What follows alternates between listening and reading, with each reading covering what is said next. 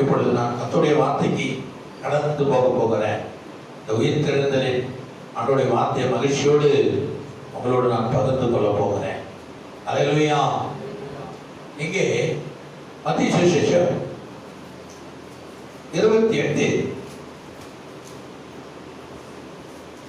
6வது வசனம் சொல்லுகிறது. 6 வாசிக்கலாம். உயிர்த்தெழுதல் செய்தி இது. அவர் இங்கே இல்லை,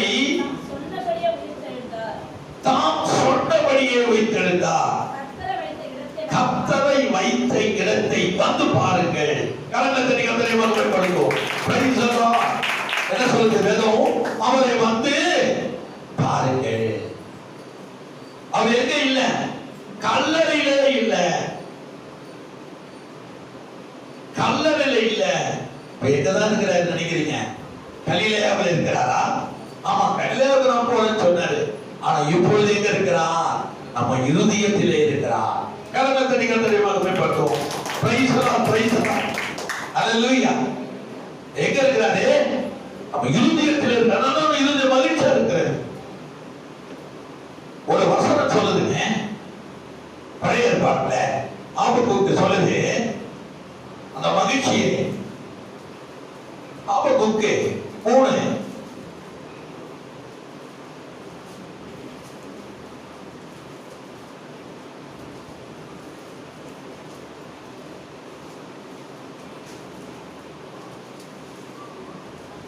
அல்ல ஆகாய் 2 இல்ல சொல்றாரு. அங்க ஆகாய் சொல்றாருங்க.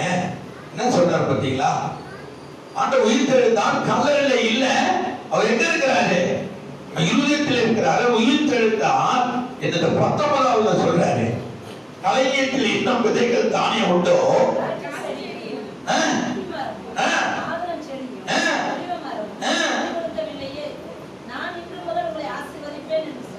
சொல்லுகிறா. என்ன சொல்றாரு பாத்தீங்களா? உலகத்தில் என்ன நடந்தாலும் நடக்காவிட்டாலும் ஐ டோன்ட் வெரி, ஆனாலும் நல்ல உங்களை ஆசீர்வதிப்பேன், நான் உங்களை உயர்த்துவேன், உங்களை கனப்படுத்துவேன், உங்களை மகிழ்ச்சியாக்குவேன். என்ன பண்ணுவேன்? மகிழ்ச்சி. அன்று முதல் உயிர்த்தெழுந்த நாளிலே நான் உங்களை ஆசீர்வதிப்பேன். காலங்கள் மாறலாம், வருஷங்கள் கடந்து போகலாம், வினாடிகள் போகலாம், மணிகள் போகலாம், நாட்கள் போகலாம். கர்த்தர் வார்த்தை மட்டும் அவனே மாறாதே. அல்லேலூயா. கர்த்தருடைய வார்த்தை மாத்திரம் ஒரு நாளும் அது நிறைவேறுகிறதா இருக்கிறது. அப்ப அவர் என்ன சொல்றாங்க? அவர் இங்கே இல்லை. எங்க இல்ல? கல்லறை இல்ல. நீங்கள் கல்லறையில் அவரை தேட வேணாம் கர்த்தர் சொல்றார். அவர் எங்க என்ன பண்ணாரா? உயிர்த்தெழுந்தார், உயிரோடு இருக்கிறார். அதனால்தான் யோவான் சொல்றார். யோவான்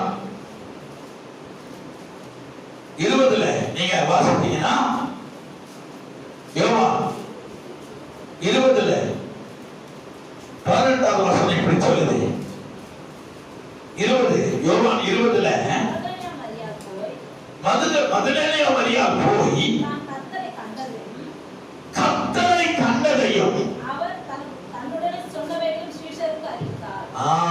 அதுல மேல நீங்க வாசித்தீங்கன்னா 10 வாசிக்கிறேன். 10 சொல்லுது.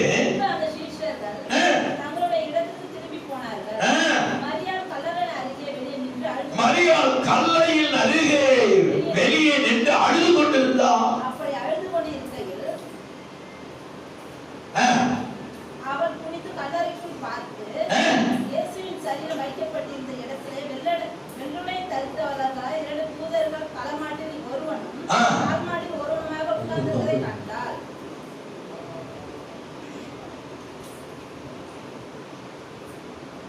வாசிக்க மறுபடியும். இயேசுவின் சரீரம் வைக்கப்பட்டிருந்த இடத்திலே வெள்ளுடை தரித்தவர்களாய் 2 தூதர்கள் களமாட்டில் ஒருவனும் உட்கார்ந்திருக்கிறதை கண்டான். அவர்கள் அவளை நோக்கி ஸ்திரியே ஏன் அழுகிறாய்? Price the Lord. சீசர்கள் கேட்கிறாங்க, ஏன் அழுகிறாய்? அவளுடைய நோக்கம் என்ன?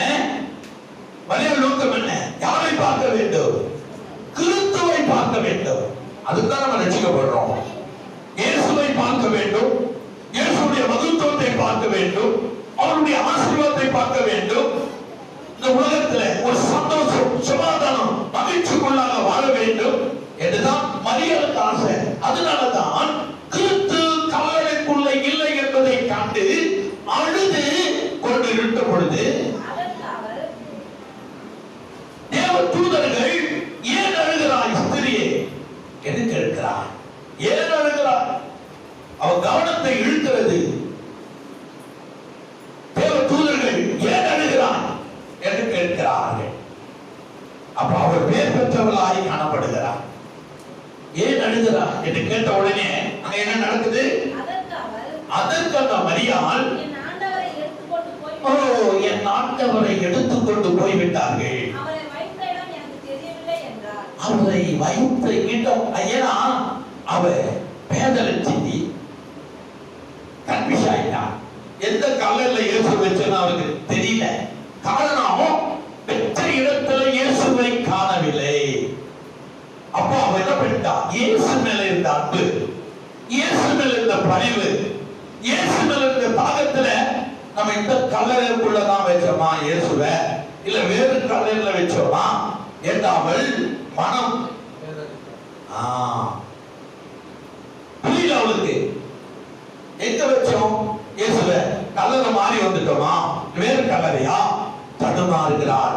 உண்மையான அன்பு, கிறிஸ்து மேல் வைத்த அன்பு, இயேசு மேல் வைத்த அன்பு, உண்மையான அன்பு.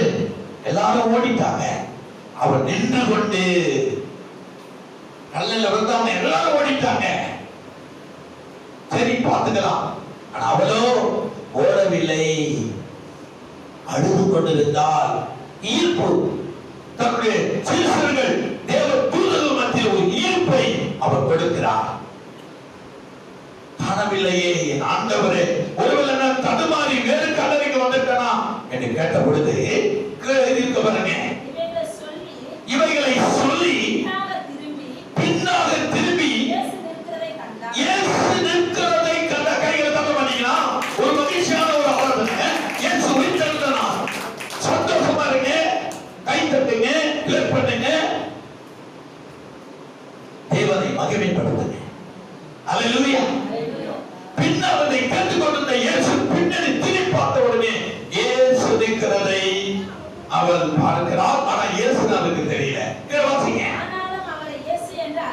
ஏனாலும் அவள் இயேசு என்று அறியாம இருந்தாள். நல்லா நீங்க கேட்கணும். இயேசு அந்த மரியாதை பார்த்து பாருங்க, முதல்ல யார் கேட்டது? தேவ தூதர்கள் கேட்டாங்க, ஸ்திரியே ஏன் அழுகிறான்? அவர் தேவனிடத்திலே ரத்தம் பெறுகிறான், தேவனிடத்திலே மகிமை பெறுகிறான், தேவனிடத்திலே அன்பு பெறுகிறார், தேவனிடத்திலே ஒரு அதிகாரத்தை பெறுகிறார் மரியா. இந்த மரியாள் தான் என்ன பண்ணா? இந்த மரியாள் ஒன்று பண்ணா என்ன பண்ணா? ஆண்டவருடைய சிரசில எண்ணெயை வார்த்தான். இவளை குறித்து அநேகர் பேசுவான் சொல்லி சொன்னாங்க. 7 பிசாசை விரட்டினவள், அவள் தோட்டி விபத்தாலும் அதிலிருந்து கர்த்தர் கல்லால் அடித்த ஸ்திரீ மரியா. அவள் என்ன பண்றா? ஒரு விலை உயர்ந்த தைலத்தை இயேசுடைய சிரத்துல ஊற்றினார். அப்போ யூதாசு கேட்டான், இந்த தைலத்தை 2000 விற்று என்ன பண்ணலாம்? 200 பணத்துக்கு விற்று தரித்திரத்தில் கொடுக்கலாமே. அப்பதான் ஆண்டவர் சொன்னாரு, தரித்திரம் எப்பொழுதுமே உங்களிடத்தில் இருக்கிறார்கள், நான் உங்களிடத்தில் இருக்கிறேன். அந்த மரியாதை தான் கல்லறையில் போய் அழுகிறாள். தேவ தூதர்கள் ஏன் அழுகிறாய் என்று கேட்கிறார்கள். அடுத்தபடியாய் கேட்கிறது யாரு? ஆண்டவராய் இயேசு கேட்கிறார், ஸ்திரியே ஏன் நீ அழுகிறாய்? கேட்கிறாரு. ஸ்திரியே மரியாதை, நீ யாரை தேடுகிறாய் என்றார். அவன் பாத்தீங்களா? நமக்கு அப்படித்தான் தெரியுது, நமக்கு அப்படிதான் தோட்டக்காரன் போதுதான் அவன் கண்ணுக்கு. ஏன்னா அவன் தன்னுடைய ஆவலுங்க, தன்னுடைய அன்பு கண்ணெல்லாம் பூத்துருச்சு. ஏன்னா அவன் இயேசுவை பார்க்கிற தாக்கத்துல இருக்கிறான், ஆர்வத்துல இருக்கிறான், ஆசையில இருக்கிறான். வேதனை ஒரு பக்கம், துக்கம் ஒரு பக்கம், துயரம் ஒரு பக்கம், இயேசுவை காணவில்லைங்கிற ஒரு பக்கம், துயரம், ஆதங்கம். ஆனாலும் கூட இயேசு போல இருக்கிறது, ஆனா ஒரு தோட்டக்காரனை போல இருக்கிறாரு என்ற ஒரு டவுட்டை அங்கே கிளியர் ஆகுது. அல்லேலூயா. அவன் கண்களுக்கு இயேசு எப்படி இருக்கிறாரு? ஒரு தோட்டக்காரரை போல இருக்கிறது. அந்த அளவுக்கு அவருடைய சிந்தை மயங்கி இருக்கிறது. ஏன்னா இயேசுவை காணுமே, நான் இயேசுவை பார்க்க வந்தேன். நமக்கு 2 பேர்கிட்ட பேச வேண்டியதா இருக்கு. திரும்பி பார்த்தா பின்னாடி ஒரு ஆள் பேசிக் கொண்டிருக்கிறார். இவரெல்லாம் யார் என்பது எனக்கு புரியல. எனக்கு இயேசுவை பார்க்க வேண்டும் என்ற ஒரு எண்ணத்தில் இருந்ததுனால, அவன் கண்ணு மங்கி இருந்ததுனால தோட்டக்காரரை போல அவர் வினாவிக்கிறார். ஆனா ஒரு குரல் வருகிறது. என்ன சொல்றாங்க?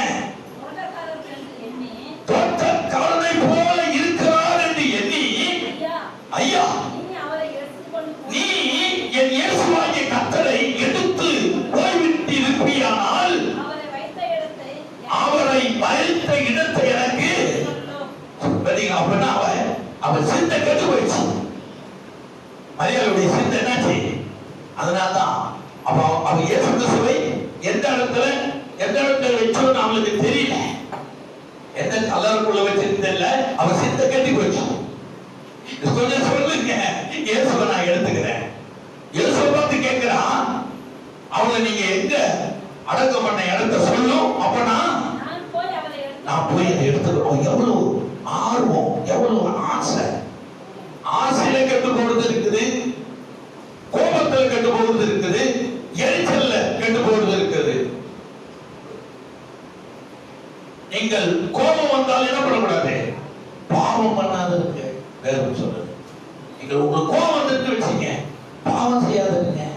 ஆனா ஒரு பக்கம் கோபம், ஒரு பக்கம் எரிச்சல், ஒரு பக்கம் இயேசுவை காணுமே என்ற ஒரு ஆதங்கத்தோட நாங்க தேடி சொல்லுங்கள், அவரை போய் நான் எடுத்துக்கிறேன். உடனே குரல் வருகிறது. இயேசு பேசுகிறார் மரியாளோடு. இயேசு அவளை நோக்கி, மரியாதை. ஓ, கலங்கத்தடி கத்தரை மதுவன்றதுக்கு இயேசுவை நோக்கி. இயேசு வந்து நம்ம சபையில நின்று உங்களில் ஒரு பேரை சொல்லி கூப்பிட்டு, ஏன் நீ கலங்கி கொண்டிருக்கிறாய் மகளே என்று ஆண்டவர் நடுவில் கூப்பிட்டு சொன்னார்னா உங்க இருதயம் எப்படி இருக்கும்? ஏன் மகளே நீ கலங்கி கொண்டிருக்கிறாய்? உன் இருதயத்துக்கு என்ன ஆச்சு? ஏன் எப்படி இருக்கிற என்று சொன்னா, இல்ல யோவேல் மணி பாஸ்டர், ஏன் நீ கலங்கி இருக்கிற?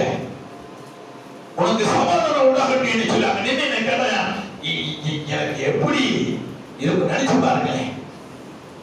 ஓ, உலகத்தையே உண்டாக்குனவர், படைத்தவர் நம்மோடு பேசினா எப்படி இருக்கும்? நேருக்கு நேர் ஒரு மனிதனை போல இயேசு மரியாதையோடு பேசிக் கொண்டிருக்கிறார். ஒரு துடிப்பு, ஒரு ஆனந்தம், ஒரு மகிழ்ச்சி, ஒரு சந்தோஷம் அவளுக்குள்ளே வந்தது. உடனே அவர் என்ன சொன்னார் தெரியுமா? அவர் திரும்பி பார்த்து ரபினி, கரங்களை தட்டி ரபினி ரபினி ரபினி என்று அவர் கத்திருப்பான். இங்க ஒரு வார்த்தை தான் சொல்லியிருக்கு, ஆனா அவன் எத்தனை வார்த்தை சொல்லியிருப்பான்? 100 வார்த்தை சொல்லியிருப்பான்.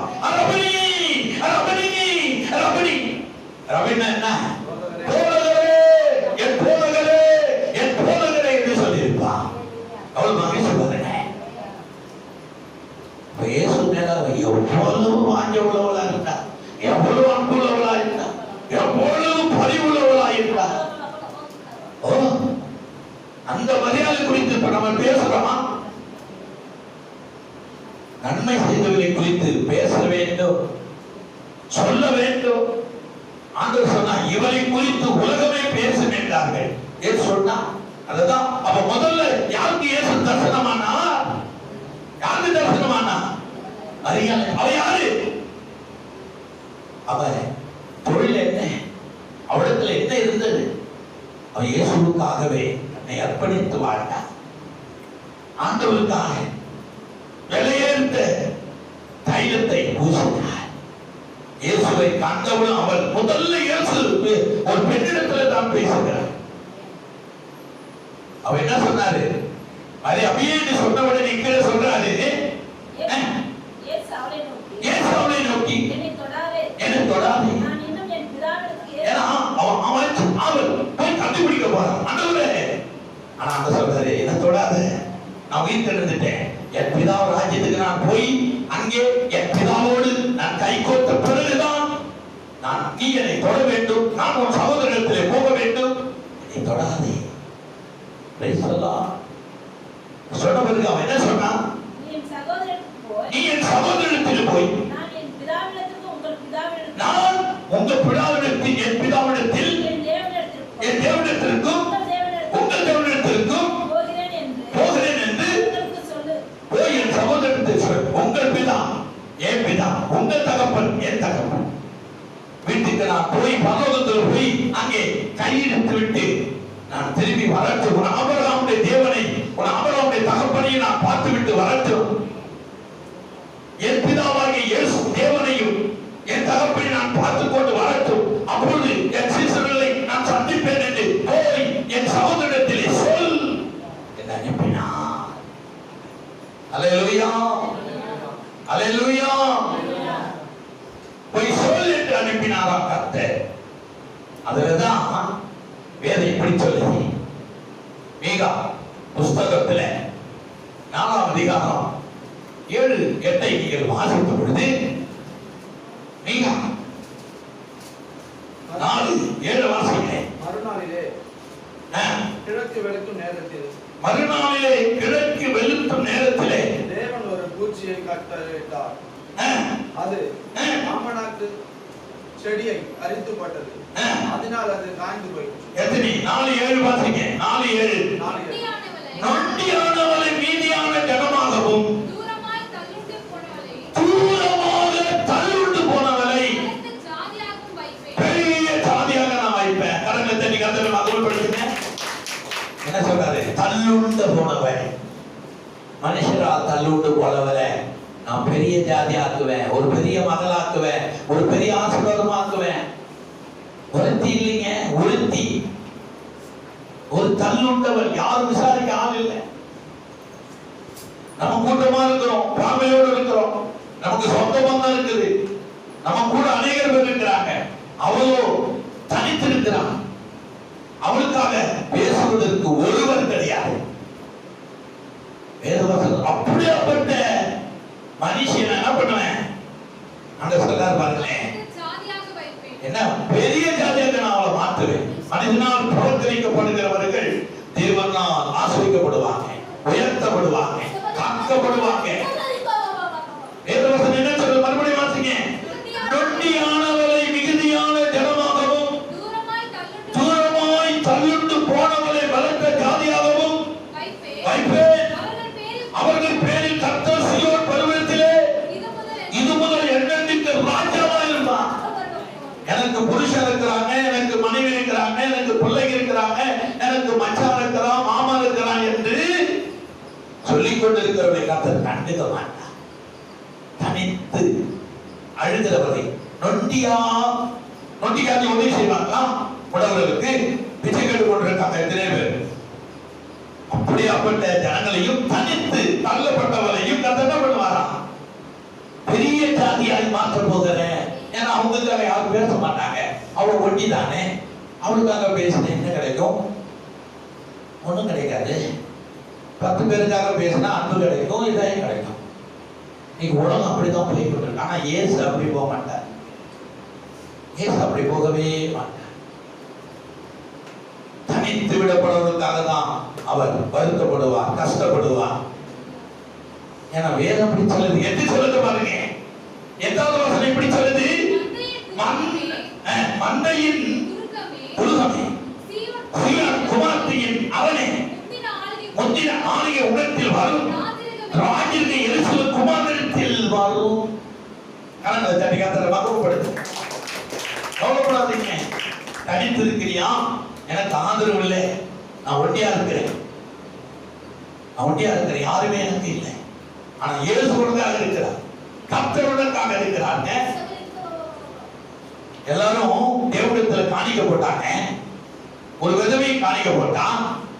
எல்லாரும் எப்படி போட்டாங்க? ஒரு 2 காசு போட்டான்.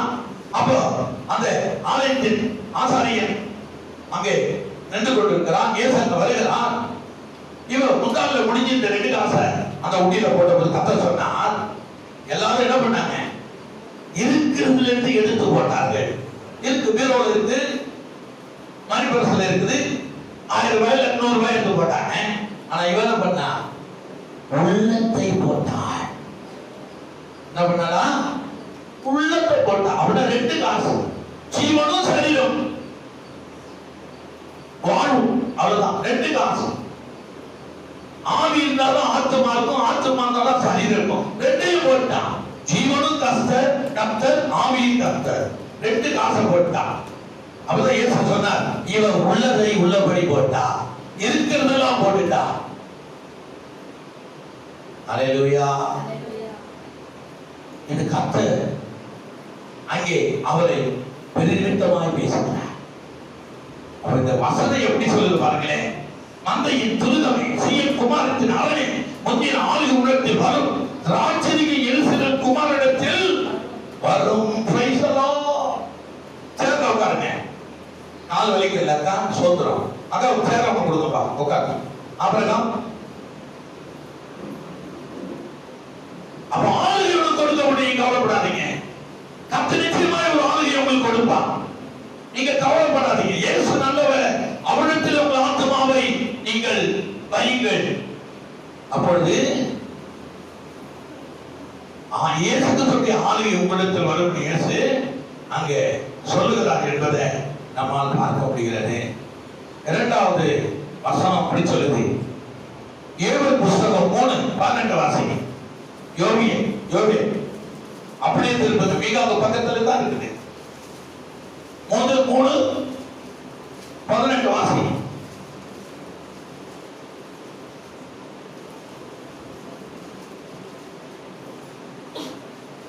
யோபு 3:18.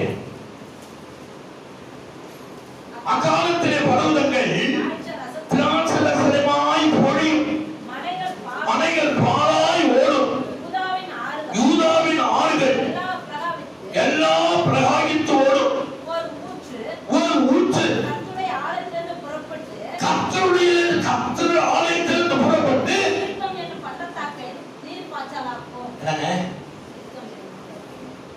அழகா சொல்றாரு பாருங்க. என்ன சொல்றாரு? ஒரு ஊற்று கர்த்தருடைய ஆலயத்திலிருந்து புறப்பட்டு சித்தம் என்று பள்ளத்தாக்கை நீர் பாய்ச்சலாகும். கடவுளை மகிமைப்படுத்து. ஆண்டவராகிய இயேசு கிறிஸ்துவை குறித்து தீர்க்க தரிசனமாய் சொல்லப்பட்டிருக்கிறது. ஒரு ஊற்று, அந்த ஊற்றுல தான் இன்னைக்கு நம்ம என்ன பண்ணி கொண்டிருக்கிறோம்? ஏசாயா புத்தகம் தீர்க்கதரிசி சொல்லப்பட்டிருக்கிறது. 12:3 சொல்றாரு பாருங்க. 12:3 என்ன சொல்லுது? நீங்கள் ரட்சிப்பின் ஊற்றுதல் என்று தண்ணீரை மண்டிக் கொள்வீர்கள். அந்த ரட்சிப்பின் ஊற்று தாங்க யோவேல் 3:18. ஒரு ஊற்று கர்த்தருடைய ஆலயத்திலிருந்து புறப்படும், சித்தம் என்று பள்ளத்தாக்கில் நீர் பாய்ச்சலாகும். அல்லேலூயா. யூத புத்திரின் தேசத்திலே குற்றமில்லாத ரத்தத்தை சிந்தி அவளுக்கு செய்த கொடுமை நிமித்தம் எகிப்து பாழாய் போகும், ஏதோ பாழான வனாந்தரமாகும். ஆனா கர்த்தரை நம்புகிறவர்கள், கர்த்தரை நம்பி ஓடுகிறவர்கள், கர்த்தரை நம்பி பாடுகிறவர்கள், கர்த்தரை நம்பி ஜீவிக்கிறவர்கள் ரட்சிப்பின் ஊற்றுதல் என்ன பண்ணாங்க? மகிழ்ச்சியுடனே தண்ணீரை கொண்டு கொள்வீர்கள். எத்தனை பேரு அப்படி செய்றீங்க? கரங்களை தட்டி கர்த்தரை மகிமைப்படுத்துங்க. இயேசுவின் ஊற்றிலிருந்து ரட்சிப்பை நாம் கொண்டு கொள்கிறவர்களாக இருக்கிறோம். கொண்டு கொள்வீர்கள் என்று வசனம் அழகாய் சொல்லுகிறது. அடுத்த ஒரு வசனம் இப்படி சொல்லுது. யோவான் 20:19, 22, 23, 24, 29 இப்படிப்பட்ட வசனத்தை நாம் வாசித்தா இயேசு உயிர்த்தெழுதல் என்னமா இருந்தது என்பதை நம்மால் பார்க்க முடியும். 19 வாசிங்க. வாரத்தின் முதல் நாளாகிய அன்றைய தினம் சாயங்கால வேளையிலே சீசர்கள் கூடியிருந்த இடத்தில் யூதர்களுக்கு பயந்ததினால் கதவு பூட்டி இருக்குது. நிலத்தட்டி யூதர்களுக்கு சீசர்கள் 11 சீசர்கள், மற்ற ஸ்திரீகள், பெண்கள், தேவனோடு இருந்தவர்கள் ஒரு சிலர் ஒரு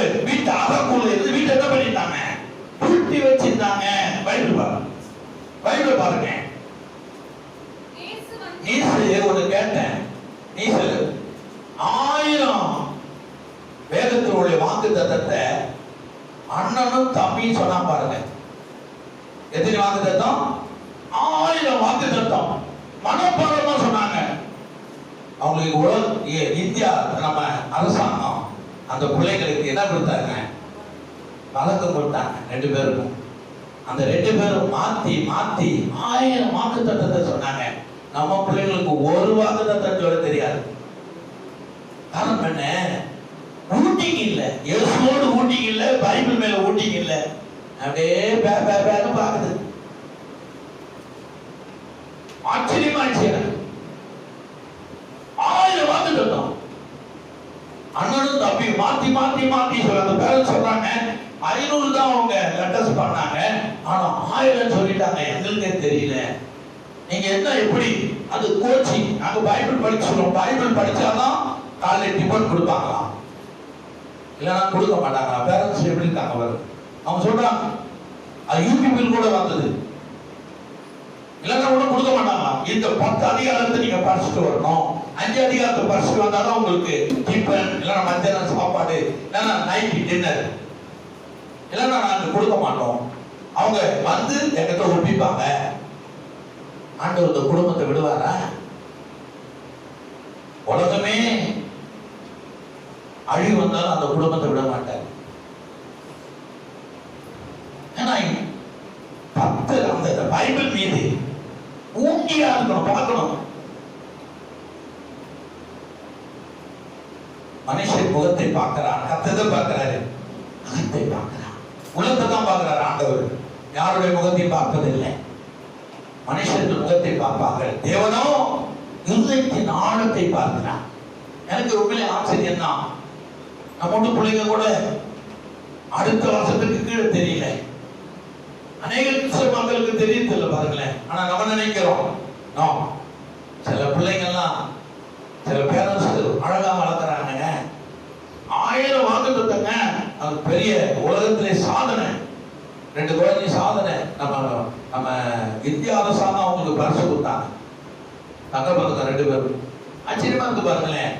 ஏன்னா உலகத்துல எத்தனை கோடி மெடல் கொடுக்கலாம், பகப்பாக்கா, கபடி, கிரிக்கெட், ஹாக்கி, இதுன்னு. ஆனா பைபிள்ல அது குழந்தைங்க, ஒருவனுக்கு 10 வயசு, ஒருவனுக்கு 8 வயசு. ஒன்னும் படிப்பு கூட அவ்வளவு ஏறாதுதான். ஆனா நம்ம வாலிபத்தில் அந்த பிள்ளைங்க எப்படி இருப்பாங்கன்னு தெரியும். வேத வசனம் எப்படி சொல்லுது பாருங்க. இங்க 18 என்ன சொல்லுது, 19 என்ன சொல்லுது, 20, 19.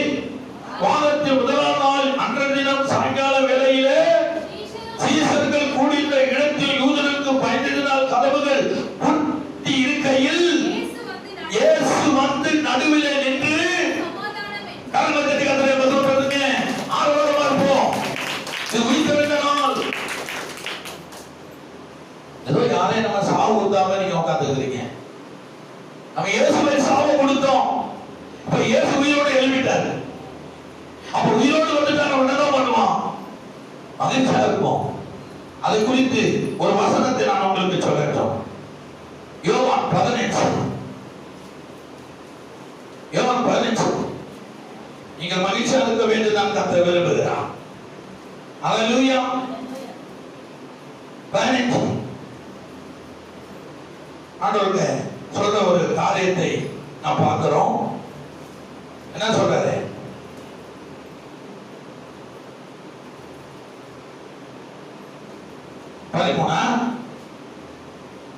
அங்க ஒரு தகப்பனை ஒரு பிள்ளை குறித்து எழுதப்பட்டிருக்கிற லூக்கா 13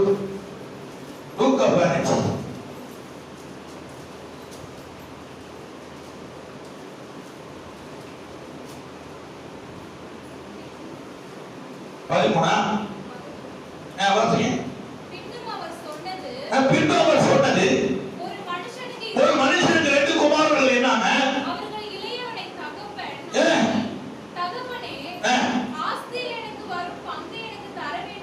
சொன்னார்கள்.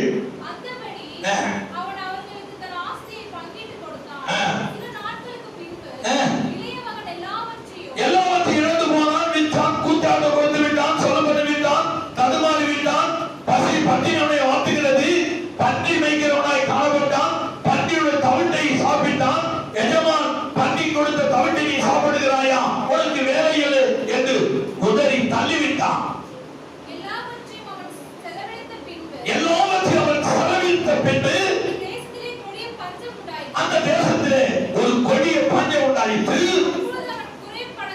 அப்போது அவன் கையில் இருந்த எல்லாவற்றிலிருந்து குறைபட தொடங்கினான். அந்த தேசத்தில் குடியிருந்த ஒரு இடத்தில் போய் ஒட்டிக்கொண்டான். அவனை தன் வயல்வெளியில் பன்றிகளை மேய்க்கும்படி அனுப்பினான். அப்பொழுது பன்றிகள் தின்றுகிற தவிட்டினாலே வயிற்றை நிரப்பி அவனுக்கு ஆசையாய் இருந்தான். ஒருவனும் அதை அவனுக்கு கொடுக்கவில்லை. அவனுக்கு புத்தி தெளிந்த பொழுது அப்பதான் பாருங்க, புத்தி தெளிந்த பொழுதுதான் தகப்பன் வீடு ஞாபகம் வருது. அதுவரை அவன் கையில் இருந்த பணம், கையில் இருந்த இது, பன்றி மேய்த்தது, எல்லாவற்றும் உதவி செய்தது. ஆனா அவன் எல்லாவற்றிலிருந்து இழந்த பொழுது, மயக்கத்தில் இருந்த பொழுது, மயக்கம் தெளிந்து புத்தி தெளிந்த உடனே தகப்பன் வீடு ஞாபகம் வருது. நீங்க அநேகர் சொல்லுவாங்க, நான் வயசாச்சுங்க, இருங்க என் பிள்ளை குட்டிலாம் கல்யாணம் பண்ணி கொண்டு நான் இயேசுவை ஏற்றுக்கொள்றேன்னு சொல்லுவாங்க. 70 வயசுல ஏற்றுக்கொண்டு எதுக்கு பரலோகத்துக்கா? 65, 70, 80, 90 நீ இயேசு உனக்கு, இயேசு எதுக்கு உனக்கு, நீ எதுக்கு இயேசுக்கு? அல்லேலூயா. சிலவங்க சொல்லுவாங்க பாருங்க, அப்படிதான் சொல்லுவாங்க. போய் சூசைட் சொன்னா அவர் அம்மா சொல்றாங்க, எங்க 2 பிள்ளைங்களை கல்யாணம் பண்ணி கொடுத்துட்டு நான் வர்றேன். வந்து நீ என்னமா பண்ண போறீங்க? இப்போ வந்தாலும் பரவாயில்ல, அவங்களோட சூசைட் சொல்லுவீங்க. உங்க மூலியமா 10 பேர் சூசைட் கேட்கப்படுவாங்க. உங்க பெயர் ஜீவ புஸ்தகத்தில் எழுதப்படும். நீங்க ஒரு 4 ஆத்மாவை பரலோகத்துக்கு நீங்க சப்போர்ட் பண்ணுவீங்க. அவங்க பேர்ல அது எழுதப்படும். எல்லாத்தையும் முடிஞ்ச பிறகு நீங்கள் வயசு செட்டு போடும். அப்ப உட்கார்ந்த இடத்துல இருப்பீங்க. இயேசு உங்களுக்கு மாத்திரம் தான் தேவைப்படுவாரு என்று சொன்ன பொழுது, அப்படிங்களா, ஜெபம் பண்ணுங்க பாஸ்டர் சொன்னா. ஆனா இந்த வேதவசனம் அப்படித்தான் சொல்லுது பாருங்களேன். எல்லாம் கையில இருந்து போன பிறகு எல்லாம் போயிடுச்சு. பட்டி மேய்ச்சிட்டு அது போயிடுச்சு. அவனுக்கு தொழுத்தி விட்டான். அப்பதான் அவனுக்கு என்ன பண்ணுது? புத்தி தெரிந்த பொழுது அவன் தன் என் தகப்பனுடைய கூலிக்காரனாகிய எத்தனை பேர் பூர்த்தியான சாப்பாடு இருக்கிறது, நானோ பசியினால் சாகுறேன். என்ன பண்ற? பசியினால் தகப்பனுள்ள ஆயிரக்கணக்கான பேர் வேலை பார்க்கறாங்க, நல்ல சாப்பாடு. ஆனாலும் தகப்பனுடைய பேச்சை கேட்காம ஒரு கொடுத்துட்டு ஓடிட்டான். ஆனாலும் அந்நியர்கள் பன்றி பேசி கூட அவனுக்கு என்ன பண்ணிட்டா? பன்றி சாப்பாட்டை சாப்பிடறான், நீ போயிடுப்பா சொல்லிட்டான். உடனே அவனுக்கு தகப்பன் வீடு ஞாபகம் வருது. நல்ல பையன் பாருங்களேன். உடனே தகப்பனை போய் சந்திக்க புறப்பட்டு வருகிறான். இனிமேலும் முடிய வாசிங்க, நான் எழுந்து என் தகப்பனத்துக்கு போய், தகப்பனே போரத்துக்கு விரோதமாகவும் உமக்கு முன்பாகவும் பாவம் செய்வேன். பாவம் இங்க பண்றான். என் தகப்பனுக்கு உண்டாக நான் பாவம் செஞ்சுட்டேன் ஆண்டவரே. இயேசுக்கு உண்டாக நான் பாவம் பண்ணிட்டேன். என் தகப்பனுக்காக நான் பாவம் பண்ணி, என் தகவல் பேச்சை கேட்கல, கொடுத்துக்கிட்டு என் சொத்தை நான் பங்கிட்டு வாங்கிட்டு வந்துட்டேன். என் தகவல் சொன்னாரு, ஒரு சொத்து இருக்கட்டும்பா, நீ வேணா போப்பாரு. இல்ல நான் தூர தேசத்துக்கு போறேன், என் சொத்தை விட்டுட்டு போக முடியாது, ஒரு சொத்தை என்ன கொடுத்துறேன்னு சொல்லி சொத்தி வாங்கிட்டு போய் எல்லாத்தையும் சாப்பிட்டுட்டு பெருமையா நிற்கும் பொழுது, அல்லேலூயா, நான் பரத்துக்கு விரோதமாய் பாவம் செய்துட்டேன், என் தகப்பனுக்கு முன்பாகவும் நான் பாவம் செய்துட்டேன், என்னை மன்னியும், ஒரு மகன் என்று சொல்வதற்கு நான் இல்லை, ஒரு வேலைக்காரனை ஒருத்தினாக நான் வேலை பார்க்கிறேன் என்று சொன்னார். அப்போது தகப்பன் கைவிடல பாருங்களேன். என்ன சொன்னார் தகப்பன்? என்ன சொன்னார் தகப்பன்? எழுந்து புறப்பட்டு வந்தான். அவன் தூரத்தில் வரும்போது மகனை தகப்பன் கண்ணோக்கி பார்க்கிறான். கண்டு மனதுருகி ஓடி அவன் கருத்தை கட்டிக்கொண்டு அவனை முத்தம் செய்தான். குமாரன் தகப்பனை நோக்கி, தகப்பனே பரத்து விரோதமாக உமக்கு முன்பாக பாவம் செய்தேன், இனிமேல் உங்களுடைய குமாரன் என்று சொல்வதற்கு நான் பார்த்தேன் அல்ல என்று சொல்லி, அப்பொழுது தகப்பன் தன் ஊழியக்காரரை நோக்கி, நீங்கள் உயர்ந்த வஸ்திரத்தை கொண்டு வந்து இவனுக்கு உடுத்தி, தாங்க தகப்பான், உண்மையான தகப்பான், உண்மையான தகப்பன் பட்டு வஸ்திரத்தை கொடுப்பாங்க. ஆனா இன்னொரு வாசனம் இருக்குது. யோவான் புஸ்தகம் தன் இழந்து போய் தூரத்துக்கு போய் வந்த தன் மகனுக்கு என்ன கொடுக்கிறான்? எல்லாத்தையும் அழிச்சிட்டு வந்து நிற்கிறான். தன் தகப்பன் என்ன கொடுக்கிறான்? என்ன கொடுக்கிறான்? பட்டு வஸ்திரம் கொடுக்கிறான். அடுத்தது தங்கத்தை கொடுக்கிறான் மோதிரம். அடுத்தது கால்களுக்கு நல்ல செருப்பு கொடுக்கிறான். அடுத்தது கொடுத்த கங்கை ஒன்றை அடித்து விழுந்து பண்றான். அடுத்தது தான் புசித்து எப்படி இருக்கிறான்? சந்தோஷமா இருக்கிறான். இதான் சொந்த வீடு. ஆவிக்குரிய நீதியில சொன்னா ரட்சிக்கப்பட்ட வீடு. ரட்சிக்கப்பட்ட வீட்டுல எல்லாம் இருக்கும். வஸ்திரம் இருக்கும், போதனம் இருக்கும், மகிழ்ச்சி இருக்கும். மூணாவது என்ன இருக்கும்? விருந்து இருக்கும். அன்னைய வீட்டுல அது கிடைக்காது. பிறந்த வீட்டுல தான் அது உண்டு. இது ரட்சிப்புக்காக தான் இயேசு சொல்றார். அது உண்மையா சொல்றார் யூத மக்களுக்கு, இஸ்ரவேலருக்கு. அல்லேலூயா. சொந்த வீட்டுல தான் அது கிடைக்கும். அதுதான் சொல்றார். எனக்கு என்ன சொல்றார் பாருங்க, கீழே வாசிங்க. என் குமாரனாகி இவன் மரித்து போனான், மறுபடியும் உயிர்த்தான், ஆனாம போனான், மறுபடியும் காணப்பட்டான். அப்படியே அவர்கள் சந்தோஷப்பட சந்தோஷப்பட தொடங்கினா பாருங்க. இதுதான் தகப்பன் வீடு. இதுதான் தேவனாகிய கர்த்தர் கொடுத்த ஒரு இன்பமான ஒரு வீடு, ரட்சிப்பின் வீடு. அதுதான் இயேசு சொல்றார். யோவான் புஸ்தகம் 10ஆம் அதிகாரம் 10 சொல்றாரு பாருங்க. 10 திருடவும் கொல்லவும் அழிக்கவும் வருகிறானே அன்றி வேறு ஒன்றுக்கும் வரமாட்டான். திருட எதுக்கு வருவான்? திருட எதுக்கு வருவான்? கொல்ல வருவான். ரெண்டாவது அழிக்க வருவான். மூணாவது எதுக்கு வருவான்? கொல்லவும் திருடவும். திருடன் ஒன்று திருடவும் கொல்லவும் அழிக்கவும் வருகிறான் அன்றி வேற ஒன்றுக்கு வரான். நானும் அப்படி அல்ல. என்ன பண்ண? அவைகளுக்கு ஜீவனை உண்டாக்கவும் அது பரிபூர்ணம் அடையவும். அந்த கரங்க தட்டி மாட்டீங்களா? இது மகிழ்ச்சியினால், சந்தோஷத்தினால். நடந்து போன மகனுக்கு முதல்ல வஸ்திரம், இரண்டாவது என்னுடைய மகன் என்பது ராஜாவுடைய மகன் என்பதற்கு உத்தர மோதிரம், மூணாவது செருப்பு. நீங்க பாத்தீங்கன்னா ஒரு பெரிய ஆண் வீட்டுக்கு போறீங்கன்னா முதல்ல அவன் எதிர்மா பார்ப்பான்? மேலே இருந்து கீழே பார்ப்பான். அவன் செருப்பை பார்ப்பான். நீங்க என்னைக்கு சோதனை பண்ணி பாருங்க. ஒரு நல்ல ஹை கிளாஸ் வீட்டுக்கு போறீங்கன்னு வச்சுக்கலாம், தொழில் வீட்டுக்கு ஐயா கூப்பிட்டோம், அவன் தான் நம்ம ஆளை பார்ப்பான். இதுதான் உலக நீதி. அப்படியே பார்ப்பான். செருப்பு நல்லா இருக்கான்னு பார்ப்பான் பாருங்க. அவன் ஷூ எப்படி இருக்கும், அவன் செருப்பு எப்படி இருக்கும், அப்படிதான் அவனுடைய மெயின்டைன் இருக்கும், அவனுடைய நாலேஜ் இருக்கணும், கண்டுபிடிப்பான். கஜா முஜான ஏதோ ஒரு கிளாசிக்கல ஏதோ ஒரு செப்பலை போட்டுட்டு இருந்தானா அவனுடைய புத்தியும் அப்படிதான் இருக்கணும்னு சொல்லுவாங்க. ஆனா தான் நல்ல பாதை அவன் எப்படிதான் செருப்பு போட்டு வந்திருப்பான். பிஞ்சி ஒரு மாதிரியா அழுக்கான செருப்பு போட்டு வந்திருப்பான்.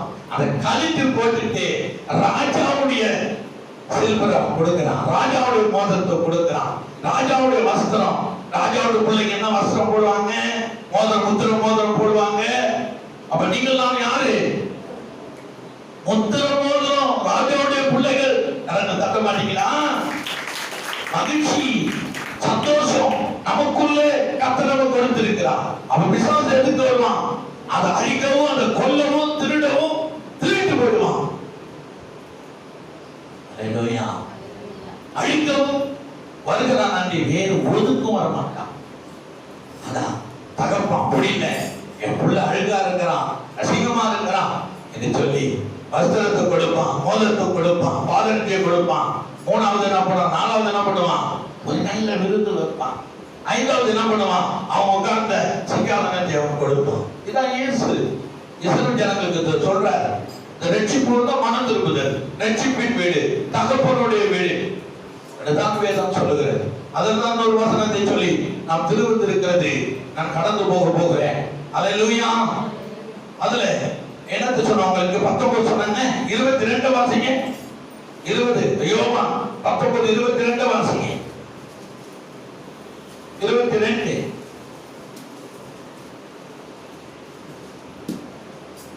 எவருடைய பாவங்கள் மன்னிக்கப்பட்டதோ 22, 23, 20 யோவான் 20 அவர்கள் மேல் ஊதி பரிசுத்த ஆவியை பெற்றுக்கொள்ளுங்கள். பாத்தீங்களா? அது சொன்னார் ஊதுடா பரிசுத்த ஆவியை பெற்றுக்கொள்ளுங்கள். ஆவி நமக்கு ரொம்ப முக்கியம். பாருங்களேன், பரிசுத்த ஆவி தான் நம்மளை உணர்த்துவார். இது தவறு, இது தப்பு செய்யாத. பரிசுத்த ஆவி இல்லைன்னா கிறிஸ்துவோடு நம்ம இருக்க முடியாது. ஏன்னா உணர்த்துதல், பகுத்தறிவு சொல்லுவாங்களே, பகுத்தறிவு தான். மிருகத்தை போல நாம் இல்லை. அதெல்லாம் ஒரு அறிவு நமக்கு ஆண்டவர் கூட கொடுத்திருக்கிறார். எதை எப்பொழுது எங்க எப்படி செய்யணும் என்பதை ஒரு கூட ஒரு அறிவை நமக்கு தந்திருக்கிறார். அல்லேலூயா. அதுதான் பகுத்தறிவு. அதான் பரிசுத்த ஆவியானவர். எங்கூட்ல ஒரு டாக் ஒன்று இருக்கு. 1 மணிக்கு வந்து எழுப்ப பாருங்களேன். 1 மணிக்கு வந்து சீட்டிட்டு ஓடி கதவு கிட்ட நிற்கும். மூச்சு போட்டா கதவு நிற்கும். நம்ம பார்த்துக்கிட்டா மறுபடியும் வந்து செய்யட்டும். அவருக்கு ரொம்ப அர்ஜென்டா இருக்கும். நம்மளே எழுப்புவார். நம்ம எழுப்பி கதவு திறந்து விட வேண்டியது. அப்புறம் அது வேலையை முடிச்சுட்டு வந்து மறுபடியும் உள்ள வரும். அதுவும் நம்ம அங்க நிக்கணும் பாருங்களேன். அல்லேலூயா. ஒரு அறிவு தானே இல்லை, மற்ற அறிவு எல்லாம் உண்டு. ஆண்டவராகிய இயேசு கிறிஸ்து சொல்றாரு, அடுத்த வசனத்துல தெளிவா சொல்றாரு பாருங்களேன். பரிசுத்த ஆவி உணர்த்தல் வரும்பொழுது உன் பாவங்கள் மன்னிக்கப்படுது, உன் மீறல்கள் மன்னிக்கப்படுது, உன் சுபாவம் மாற்றப்படுகிறது, உன் சிந்தனை மாற்றப்படுகிறது. அதுதான் என்ன சொல்றாரு இயேசு சொன்னா சரியா இருக்குங்க. என்ன சொல்ற? அவர்கள் மீது ஊதி பரிசுத்த ஆவியை பெற்றுக் கொள்ளுங்கள். எவருடைய பாவங்கள் மன்னிக்கப்படுகிறார்களோ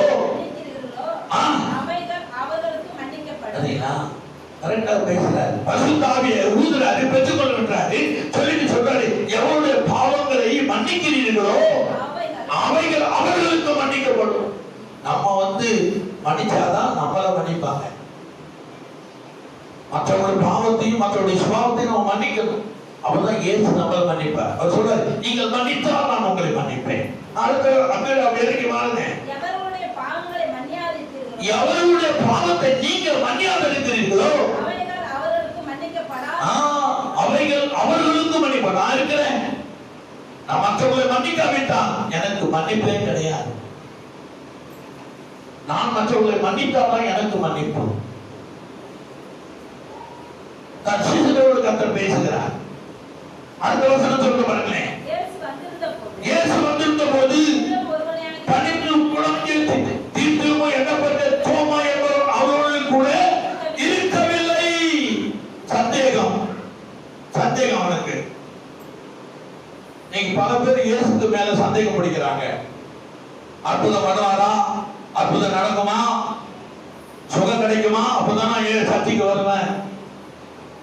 அவனு சந்தேகக்காரன். நம்பல. இயேசுவை நம்ப வேண்டுங்க. தோமா கூட இருந்தாங்க. குஷ்டரோகியை சுத்தமாக்கினார், மரித்தவனை எழுப்பினாரு, முடவனை நடக்க வைத்தாரு, குருடவனுக்கு பால் கொடுத்தாரு. 38 வருஷமா இருந்த அவனை சுகமாக்கினார், கூடிய நிபர வைத்தார், பெரும்பாலும் ஸ்திரியை சுகமாக்கினார். இதெல்லாம் தோமாவுக்கு அறிவு கேட்கல. சந்தேகம் பிடிக்கிறான். தோமா கிட்ட இல்ல. இயேசு உயிர்த்தெழுந்து தம் சீசர்களை சந்திக்கும் பொழுது தோமா இல்ல.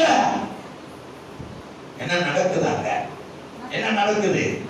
மற்ற சீசர்கள் கர்த்தரை கண்டோம் என்று அவருடைய சொன்னார்கள். அதற்கு அவன் அவருடைய கைகளில் ஆணிகள் உண்டான காயத்தை நான் கண்டு அதை அந்த காயத்திலே என் விரலை இட்டு என் கையுடைய விழாவிலே போட்டால் ஒழிய அவர் வாழணும், நான் போகணும், அவர் நிக்கணும், அவர் விழாவில் என் கையை விடணும். மனிதன் தான். நீங்க சொல்லலாம், நான் சொல்லலாம், தோமா சொல்லலாமா?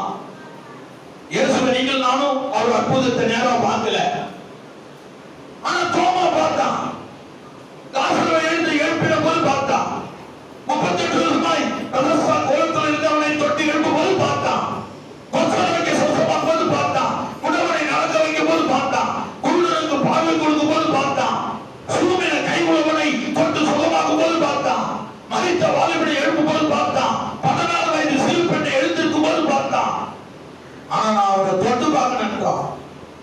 அல்லேலூயா.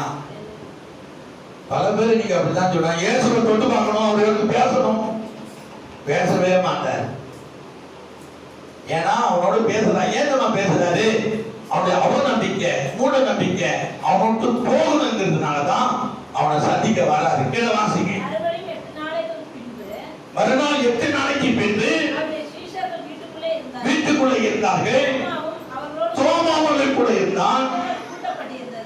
கதவு பூட்டப்பட்டிருந்தது. இயேசு வந்து நடுவே நின்று, அப்ப நீங்க என்ன நினைக்கிறீங்க? இயேசு இருக்கிற வீட்டுல என்னவா இருக்கும்? சண்டை வருமா?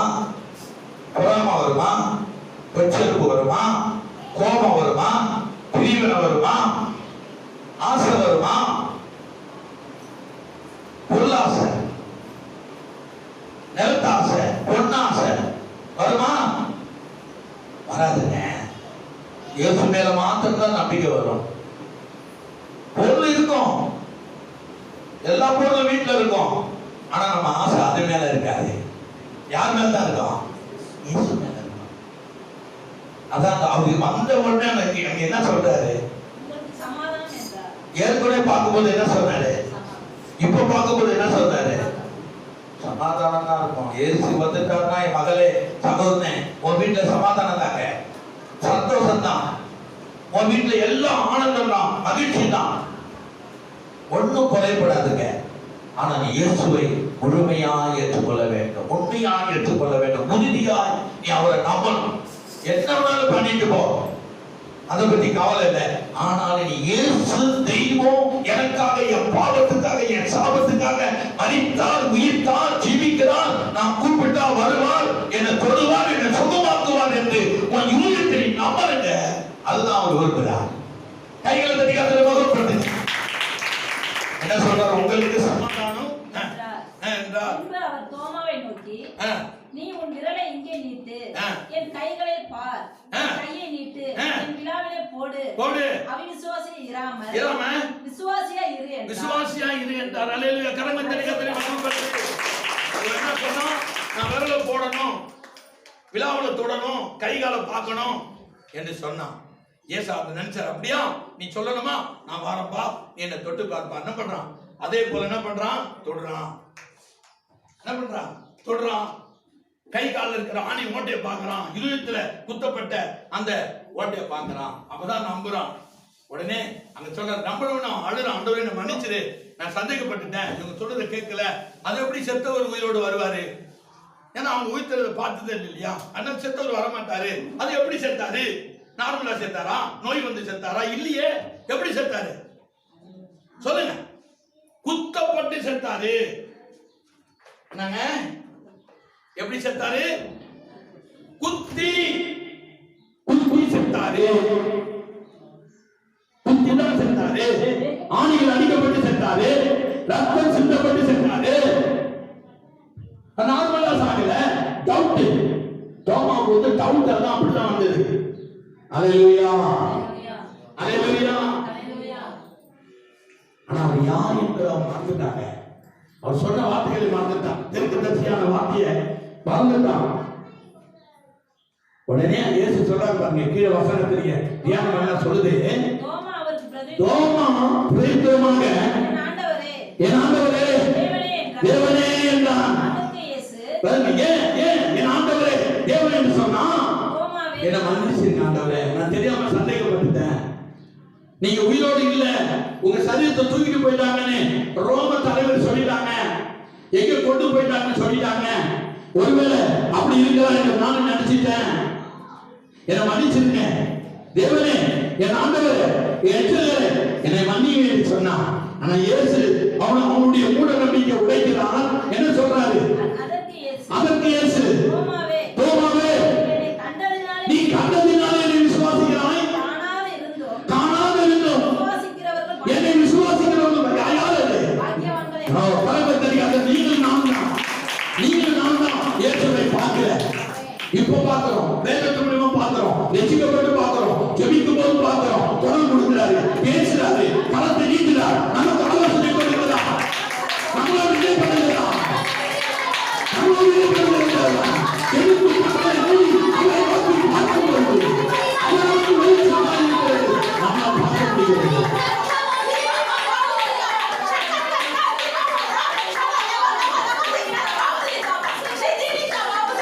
நீ கண்டதுனாலே என்னை விசுவாசிக்கிறான்.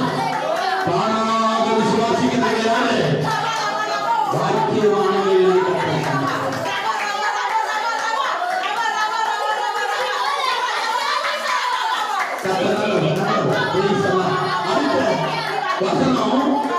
அடுத்த வசனத்தை வாசிங்க. பரிசுத்தாவியார் உங்களோடு கூட இருக்கிறார். அதுதான் கடைசியான ஒரு வசனத்தை நான் வாசித்து முடிக்க போகிறேன். ஏசாயா புத்தகம் 35:1-2 வாசிக்கலாம்.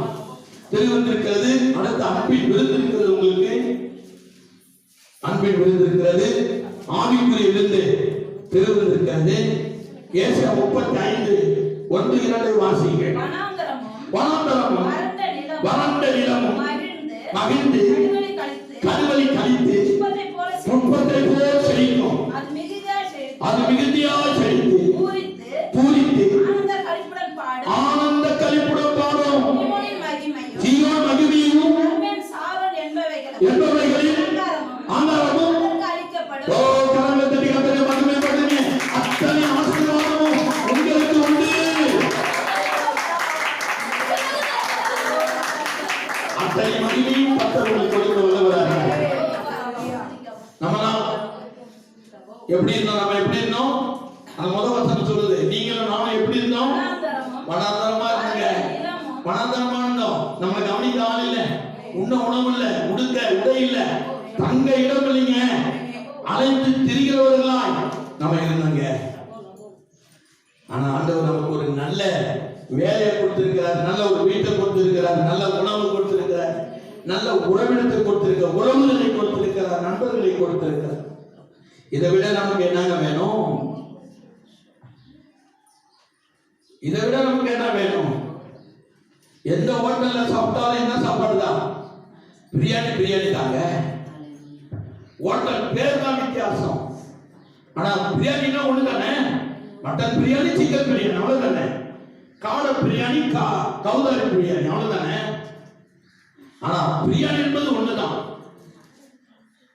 இயேசு என்பது ஒருவர் தான். ஆராதனை என்பது ஒன்றுதான். அவர்கள் பலத்துக்கு தக்க இயேசு கிரியை செய்வார், அவ்வளவுதான். அவர்கள் விசுவாசத்தக்க பலன். அதான் சொல்றாரு, கண்டு விசுவாசிக்கிறவர்களை காணாத விசுவாசிக்கிறவர்கள் பாக்கியவான்கள் என்று சொன்னார். அவங்க விசுவாசத்தின்படிதான் இயேசுவை பார்க்க முடியுங்க. வேற எங்கேயும் அவரை நம்ம பார்க்க முடியாது. நாம் விசுவாசித்தா நான் கர்த்தரை பார்க்கலாம் என்றுதான் வேதம் சொல்லுது. ஒரு வசனம் மீகா 7:11 வாசிங்க. மீகா 7:11. மீகா 7:11. உன் மதில்களை வாசிங்க. உன் மதில்களை எடுப்பிக்கும் நாள் வருகிறது. உன் மதில்களை எழுப்பிடும் நாள் வருகிறது. அந்நாளிலே பிரமாணம் வெகு தூரம் பரவி போகும். என்னங்க அந்நாளிலே பிரமாணம் எப்படி போகுமா? அதுவரை நீ காத்து கர்த்தருடைய பாதத்துல அமர்ந்து அவருடைய ஆசீர்வாதத்தையும் அவருடைய கிருபையும் கிருபையும் அன்பையும் பெற்றுக் கொள்ளணும். அதுக்குதான் ஆண்டவர் விரும்புகிறார். மறுபடியும் வாசிங்க 7:11. உன் மதில்களை எடுப்பிக்கும் நாள் அதுக்குள்ள ஓடிடக்கூடாது. எங்கேயும் அமர்ந்திருந்து அவரை தேவன் என்று அறிந்து கொள்ளுங்க. நான் பூமியில உயர்ந்திருப்பேன், மனிதனுக்குள்ளும். அந்த நாள் வரும் பொழுது, ஆண்டவர்களை சந்திக்க வரும் பொழுது, நமக்கு கிருபை கொடுக்கும் போது, ஆசீர்வதிக்கும் போது நாம் தடுமாறி கூடாது. அந்த ஆசீர்வாதம் கிடைக்காது. அதனால அவர் சொல்றாரு, என்ன சொல்றாரு? உன் மதில்களை எடுப்பிக்கும் நாள் வருகிறது. அந்நாளிலே வெகு தூரம் பரவி போகும். அவன் மூலமா நான் ஆண்டவர் ரட்சிப்பு அப்படியே அந்த ரட்சிப்பான என்ன பண்ணுமா? பரவி உன்னுடைய அந்த ரட்சிப்பு ஆண்டவர் உன்னை சாட்சியாக வைப்பார் என்று வேதம் சொல்லு. அந்த ரட்சிப்பு அப்படியே பரவி போகுமா? இந்த வசனம் எவ்வளவு அழகா சொல்றது பாருங்களேன். அந்நாளிலே பிரமாணம் என்ன பண்ணுமா? வெகு தூரம் பரவி போகும். வெகு தூரம் உன்னை குறித்து பேசுவார்கள். உன் அன்பை, உன் அரவணைப்பு, ரட்சிப்பை, தேவனோடு கொடுத்த ஆசீர்வாதத்தை, நீ தேவனுக்கு உனக்கு உள்ள அந்த உறவை குறித்து பேசுவார்கள். வெகு தூரம் நீங்க ஆண்டவராகிய இயேசு கிறிஸ்து உனக்கு நமக்குள்ள இருக்கிற அன்னைக்கு உலகத்துக்குள்ள எல்லா மனிதனுக்குள்ள இருக்கிற அவனை குறித்து நம்ம பேசுறோமா? அவனை குறித்து நம்ம பேசுறோமா? அவருடைய பிரமாணம் நீங்க என்ன ஆகுது? நீ உலகம் பழகிட்டீங்க. இது இயேசு கிறிஸ்துவை பற்றி சொன்ன வார்த்தை. இயேசு பொறுத்திருந்தா, எதிர பொறுத்திருந்தா. மறுபடியும் வசனத்தை வாசிங்க. உன் மதில்களை எடுப்பிக்கும் நான் வருகிறது. அந்நாளிலே பிரமாணம் வெகு தூரம். அதனால என்ன பண்ணணும்? எதிர சகிக்கணும், எதிர நீ பொறுத்திருக்கணும். பிதாவாகிய தேவன் இயேசுக்கு சொன்ன வார்த்தை எது? எதிர நீ பொறுத்திருக்கணும். இல்ல, எதுவரை நீ பொறுத்திருக்கணும்? இயேசு பார்த்து கத்த திருத்தமா சொல்லியிருக்கிறார். மரணம் வரை, சிலுவை மரணம் வரை பொறுத்திரு.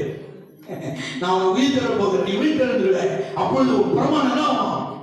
வெகு தூரம் உலகம் எங்கும் இயேசு அந்த சிலுவை மரணம் வரை பொறுத்திருந்தா, அமர்ந்திருந்தா. மரணத்தை அவர் சொல்லிட்டாரு. மனுஷன் பாவிகள் இடத்திலே ஒப்பு கொடுக்கவும் 3ஆம் நாள் உயிரோடு எழுவாய் பிதாவுக்கு சொல்லி இருக்கிறார். என் மூலமா இந்த உலகம் ரட்சிக்கப்படும். இந்த உலகம் முழுவதும் என் பிரமாணம் அதை பரவி போக எல்லா மனிதனும் ரட்சிக்கப்படுவான். இன்னைக்கு பிதாவாகிய தேவன் தீர்க்க தரிசனமா சொல்லியிருக்கார் மீகாவுக்கு. நமக்கு இந்த வருஷத்தின் வாக்குத்தத்தம் கூட மீகா தான். நான் உன்னை அதிசயங்களை காணப்படுவேன். எப்போ அந்த வசனத்தை சொன்னாரோ பிசாசு கொள்ளை கொண்டிருக்கிறான். ஆனாலும் ஜெயம் நமக்கு உண்டு. இந்த வசனத்துக்கு ஏற்ற மாதிரி கொள்ளை நடந்து கொண்டிருக்கிறது. அது குறித்து கவலை இல்லை. அழைத்தவர் கர்த்தர் பிரமாணம் தருவனவரே நிறைவேற்றுவா. பிரமாணம் நிறைவேறும். பிரமாணம் ஒரு நாளும் இந்த வாக்குத்தத்தை நமக்கு என்னத்த சொன்னார்? இவங்க அதிசயங்களை காணும். அது அதிசயங்களை பார்த்துட்டு இருக்கிறோம். முதலில் வேதனை தான் வரும், துக்கம் தான் வரும், துயரம் தான் வரும். அப்புறம் தான் என்ன வரும்? அதிசயம். நிச்சயமே அழைத்த தேவன் உண்மை உள்ளவர். அவர் இங்கே இல்லை. அவன் என்ன பண்ணாரு? அவன் எங்க இல்ல? கல்லையில இல்ல. சிலுவையிலும் பொறுமா இருந்தார். சிலுவை வரையில் எப்படி இருந்தாரு? பொறுமையா இருந்தார். சிலுவை வரையிலும் பொறுமையா இருந்தார். சிலுவை மரணம் வரை இயேசு எப்படி இருந்தாரு? பொறுமையா இருந்தாருங்க. மரித்தான். 3ஆம் நாள்ல என்ன பண்ணாரு? உயிரோடு அதுவரை பொறுமையா இருந்தார். சில பிரமாணம் நிறைவேறுவதையும் சில ஆசீர்வாதம் வருவதையும் நம்ம அந்த மிக்க விடக்கூடாது. ஒரு வலது பக்கம் இடது பக்கம் சாயாதே. இதோ ரட்சிப்பு உனக்கு வருகிறது. வலது பக்கம் இடது பக்கம் சாயாதே. உன் முகமும் உன் கண்களும் நேராக இருக்க கடவுள் என்று பைபிள் சொல்லுது. அப்ப இயேசு எங்க இல்ல? கல்லறையில இல்ல. அவர் உயிர்த்தெழுந்தார். நீ உலகம் இருக்கிறா. அவர் பிரமாணம் இந்த உலகத்துக்குள்ள படைப்பு இருக்கிறது. நீங்க அநேகர் இயேசுவை சொந்த ரட்சகராக ஏற்றுக்கொண்டிருக்கிறார்கள்.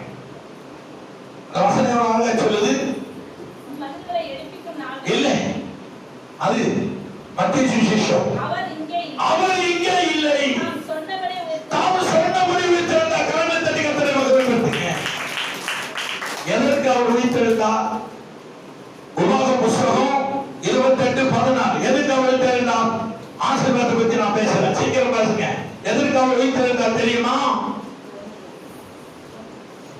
வாசிங்க. ஏன் அவர் இயேசு கிறிஸ்து உயிர்த்தெழ வேண்டும்? உபாகமம் புத்தகம் 28:2 வசனத்தில் வாசிங்க. 2, 3, 4, 5 வசனத்தை வாசிங்க. நீ உன் தேவனாகிய கர்த்தர் கீழே 2வது வசனத்தை வாசிங்க. 3 வாசிங்க. நீ பட்டணத்தில் ஆசீர்வதிக்கப்பட்டிருப்பாய். நீ வெளியில் ஆசீர்வதிக்கப்பட்டிருப்பாய். உன் கற்பத்தின் கனி ஆசீர்வதிக்கப்பட்டிருக்கும்.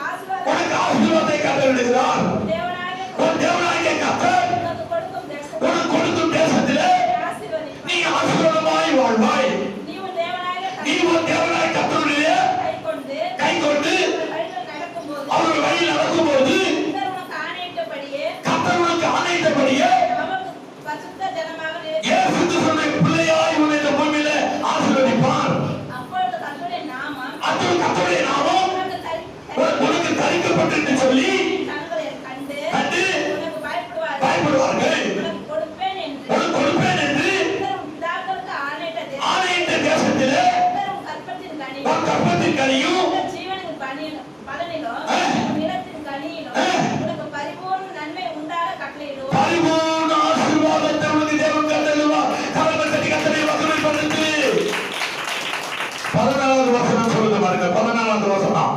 இன்று நான் உனக்கு இன்று நான் உனக்கு விதிக்கிற உன் தேவனாகிய கர்த்தருடைய கற்பனைகளை கதைகளை ஓடி நடைகளை நீ கை கொள்ளும் பொழுது அவைகளின்படி நடக்கவும் அவைகளின்படி நீ நடக்கும் பொழுது எனக்கு செவி கொடுத்து வந்தால் கர்த்தருக்கு நீ உண்மையாய் செவி கொடுப்பாயானால் கர்த்தர் உன்னை வாழாக்காமல் கர்த்தர் இந்த பூமியில உன்னை நீ வாழா இருக்க மாட்ட. தலையாக்குவார். நீ எல்லாருக்கும் தலையா இருப்ப. கரங்களை தட்டி கர்த்தரை மகிமைப்படுத்து. இரண்டாவது, நீ கீழாக மாட்ட. நீ எப்படி ஆகுவ? மேலாவாய். இதுக்குதான் ஒரு உயிர்த்தெழுத்தான். இந்த 15 ஆசீர்வாதமும் உனக்கு வந்து சேரும். ஏசு அதுக்கு தான் உயிர்த்தெழுத்தான். தவிர தரித்திரத்தையும் நோயையும் வேதனையும் துக்கத்தையும் பிரிவினையும் கஷ்டத்தையும் கவலையும் அவர் கொண்டு வர உயிர்த்தெழல. உயிர்த்தெழுந்து வந்தவங்க என்னதான் சொன்னாரு? உங்களுக்கு சமாதானம், உங்களுக்கு சமாதானம், உங்களுக்கு சந்தோஷம், உங்களுக்கு ஆரோக்கியம், உங்களுக்கு ஆனந்தம், உங்களுக்கு மகிழ்ச்சி தான் சொன்னாரு. அதான் உயிர்த்தெழுதல். நம்ம எல்லாம் என்ன பண்ணிட்டோம்? பாவத்துக்கு செத்த நீதிக்கு பிழைத்திருக்கிறோம், அநீதிக்கு மரித்திருக்கிறோம், நீதிக்கு பிழைத்திருக்கிறோம், உலகத்துக்கு செத்திருக்கிறோம், இயேசுவுக்காக பிழைத்திருக்கிறோம். இதுதான் உண்மை. அவர் இங்கே இல்லை. அவர் என்ன பண்ணாரு? தான் சொன்னபடியே உயிர்த்தெழுந்தார். கரங்களை தட்டி கர்த்தரை மகிமைப்படுத்துவோம். நம்ம எல்லாம் எழுந்திருப்போமா?